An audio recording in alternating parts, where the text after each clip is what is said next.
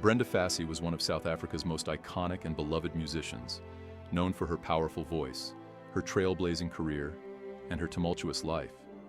She became a cultural and musical legend, influencing generations of South African and global audiences. Here's a detailed look at her life, music, legacy, and struggles. Firstly, let's start by identifying who Brenda Fassie is. Where does she come from? And why is she so popular? And where is she now? Is she still alive or not? But before we get started, just a quick reminder.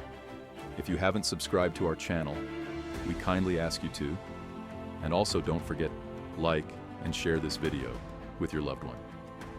So, without wasting much of your time, let's get into our topic of today. Brenda Nokuzola Fassie was born 3 November 1964.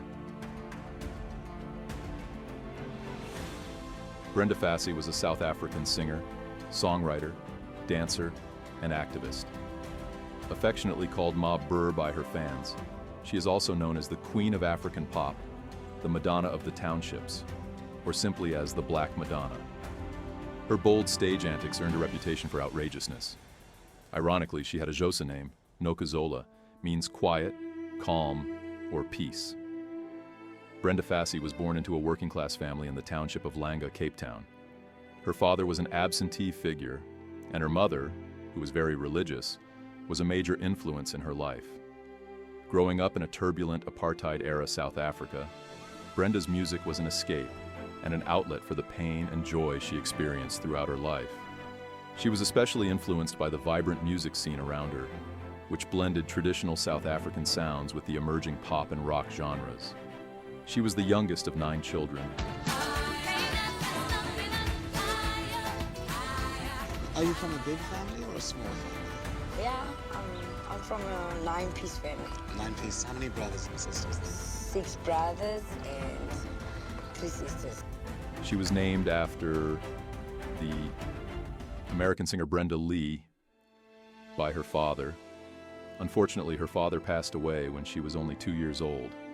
With the help of her mother, who was a pianist. She was a pianist. Was she a pianist? And my father was a tap dancer. Okay. She soon started earning money by singing for tourists. When she was 16 years old in 1981, she received a visit by Hendrik Koloi Labona. Then soon after, she joined the all-girl group, The Sparkles, which gained some recognition. But it was her solo career that truly made her a superstar.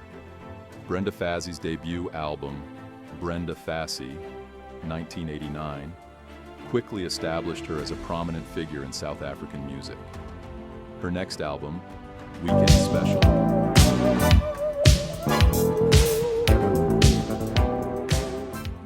1989, became a huge hit and produced her first major single, Weekend Special, which resonated deeply with South African audiences and became a national anthem. She left Cape Town for Soweto, Johannesburg, to seek her fortune as a singer. Fassie first joined the vocal group Joy, filling in for one of the members who was on maternity leave, and later became the lead singer for a township music group called Brenda and the Big Dudes. Some her key albums of all time include Weekend Special, was released in 1989.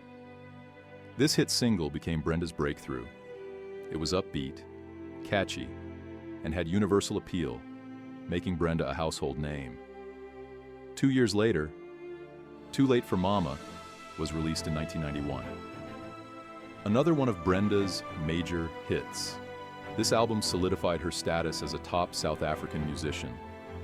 The song Too Late for Mama became iconic. This album marked a shift in her sound, incorporating more Afro-pop influences. It was a commercial and critical success. Black President in 1997. This album was a bold statement that came at a time when South Africa was transitioning from apartheid to a democratic society. The title track became an anthem for the post-apartheid era, celebrating Nelson Mandela and the hopes for a new future. Then, Mima in 2001 of her later albums. This also enjoyed commercial success and included some of her popular tracks, including Mima, which combined modern pop sounds with African rhythms. Brenda Fassie's personal life was as complex and dramatic as her music. She was known for her fiery personality, her boldness, and her defiance against societal expectations. Unfortunately, she also battled with several personal demons, including substance abuse, relationships with men, and mental health struggles. In 1995, she was discovered in a hotel with the body of her female lover, Poppy Silala, who had died of an apparent overdose. Brenda Fassie was an openly bisexual woman, and she had a number of high-profile relationships with both men and women. She was unapologetically herself, even in the face of significant societal pressure and the conservative norms of the time. Brenda faced well-publicized struggles with drug addiction, particularly with cocaine. These issues affected her health, career, and personal relationships. At one point, she entered rehab in an attempt to overcome her addiction. Brenda was also open about her struggles with mental health. Her erratic behavior and troubled relationships were often attributed to her battles with depression and the pressures of fame. On the morning of the 26th of April, 2004, Fassie collapsed at her home in Buklüş, Gauteng, and was admitted into a hospital in Sunninghill.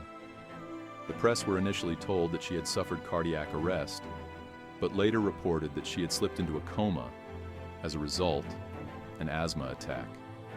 The post-mortem report revealed that Fassie had taken an overdose of cocaine on the night of her collapse, and this was the cause of her coma. She stopped breathing and suffered brain damage from lack of oxygen.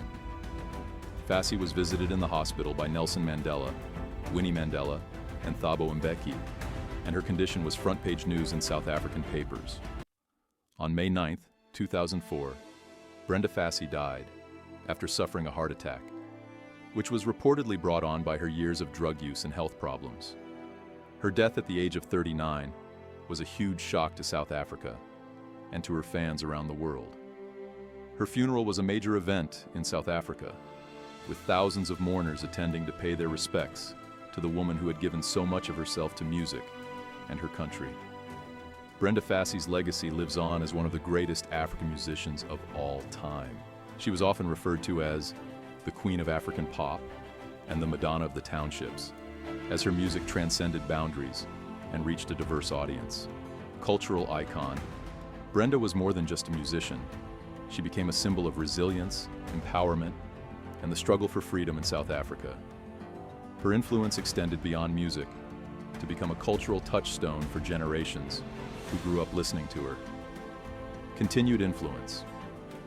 Her work has continued to inspire musicians, especially in South Africa and the broader African music scene. Artists in genres ranging from kwaito to pop, R&B, and soul all cite her as a major influence.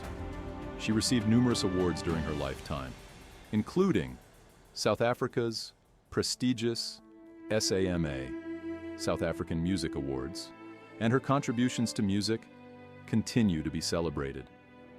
Brenda Fassie's life was filled with both triumph and tragedy, but her musical talent and indomitable spirit continue to influence and inspire people around the world. Her voice, her music, and her unapologetic attitude towards life and love are her enduring legacies. She remains an irreplaceable icon of South African music, a symbol of the joy and pain of an era, and a reminder of the transformative power of music. Her songs are still celebrated today, with hits like Weekend Special, Too Late for Mama, Black President, and Vulindlela remaining staples in South African music history.